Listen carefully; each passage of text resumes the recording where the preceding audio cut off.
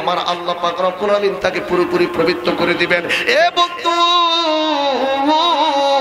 এক নাম্বারই আমার আল্লাহ পাক ডাক দিয়ে বলছে মহিলাদেরকে, ওয়াকরনা ফি বুয়ুতিকুন্না ওয়ালা তাবাররাজুনা তাবাররুজাল জাহিলিয়াতিল উলা। আমার আল্লাহ ডাক দিয়ে বলে মহিলারা, হে নারীরা, জাহিলিয়াতি যুগের মতো অর্ধ উলঙ্গ হইয়া এরপরে তোমরা বেহায়াপনা করে দুনিয়াতে রং তামাশা করে চলো না। কিন্তু বড় দুঃখের বিষয়, আজকে যতই দেশ ডিজিটাল হচ্ছে, আমার আপনার ঘরের মেয়েগুলো কেন জানি ততই ডিজিটাল আর বেহায়াপনা তাদের মধ্যে বাড়তেছে। কথা বলেন ঠিক কিনা? অথচ নবীজি বলেছেন অধিকাংশ নারীরা জাহান্নামে যাবে। কেন, কি কারণে শুনে যান গো মা। ও মা,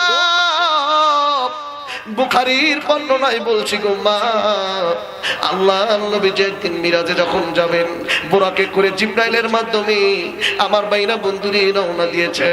ডাইরেক্ট চলে গেলেন বাইতুল আকসা, জেরুজালেমে অবস্থিত, মুসলমানদের প্রথম কিবলা জেরুজালেমে অবস্থিত। এই মসজিদে গিয়া বোরাকটা নিয়ে যখন জিবরাইল বাইরে বাঁধতেছে দেয়ালের সঙ্গে, নবীজি মসজিদের ভিতর প্রবেশ করে। মসজিদের ভিতর প্রবেশ করিয়া নজর করে দেখে অসংখ্য পয়গম্বর, অসংখ্য নবী রাসূল ভিতরে বিশ্ব নবীজির জন্য অপেক্ষা করছে। আল্লাহর নবীকে সালাম দিয়া বলে, ইয়া রাসূলুল্লাহ, ইয়া হাবিবাল্লাহ, আপনার পিছনে নামাজ আদায় করার জন্য কতক্ষণ ধরে আমরা দাঁড়িয়ে আছি। জোরে কন্যা সুবহানাল্লাহ। আল্লাহর নবীজি আসরের নামাজের ইমামতি করলাম, নামাজ আদায় করিয়া আসরের নামাজ পড়ে মসজিদ থেকে বের হইল। বের হইয়া নজর করে দেখে রে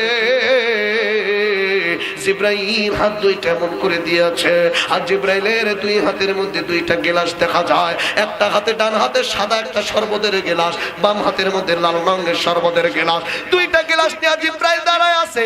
আল্লাহর নবী ডাকতে বলল, জিবরাইল, ও ভাই জিবরাইল, দুইটা গ্লাস দুই হাতের মধ্যে নিয়ে দাঁড়ায় আছো, কারণটা কি? জিবরাইল ডাক দিয়ে বলল, নবী গো, আল্লাহ পাক দুইটা গ্লাস আমারে দিয়া দিয়ে বলেছে, জিবরাইল আমার বন্ধুকে বলবা যে কোনো একটা গ্লাসের পানি যেন, শরবত যেন পান করে, তবে যে কোনো গ্লাস একটা পান করবেন। একটা গ্লাস আপনার উম্মতের জন্য ভালো, আরেকটা গ্লাস আপনার উম্মতের জন্য খারাপ। দুইটার যে কোনো একটা গ্লাস পান করতে বলবেন। এবার নবীজি চিন্তায় পড়ে গেল, কোন শরবতের গ্লাসটা পান করবে গো? অনেক চিন্তা ভাবনা করিয়া এইবার বিশ্ব নবীজি ডান হাতের সাদা রঙের শরবতের গ্লাসটা পান করলেন। পান করিয়া এইবার নবীজি জিবরাইলকে ডাকতে বলো, জিবরাইল তাড়াতাড়ি বলো আমার উম্মতের জন্য যে গ্লাসটা পান করলাম এটাতে খারাপ হবে না ভালো হবে? জিবরাইল ডাকতে বলল, নবী গো, আপনি যদি বাম হাতের লাল রঙের শরবতের গ্লাসটা পান করতেন তাহলে আপনার উম্মত গুনাহ করত, ভুল করত, অপরাধ করত। কিন্তু আমার আল্লাহ আপনার উম্মতের গুনাহ কিয়ামত পর্যন্ত মাফ করত, কিন্তু খুব মাফ পাওয়া কঠিন হয়ে যেত। কিন্তু নবী গো,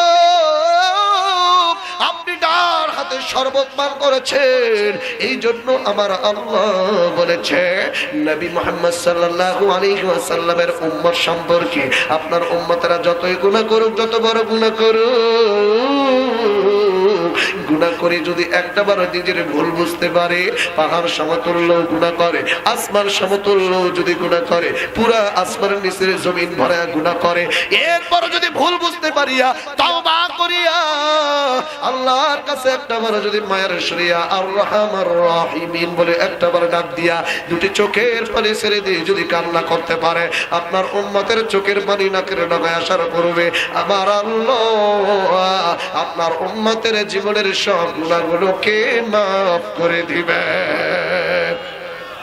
ইল্লা মান তাবা ওয়া আমানা ওয়া আমিলা আমালান সালিহা ফাউলাইকা ইউবাদদিলুল্লাহু সাইয়্যাতিহিম হাসানাত ওয়া কানাল্লাহু গফুরুর রহিম।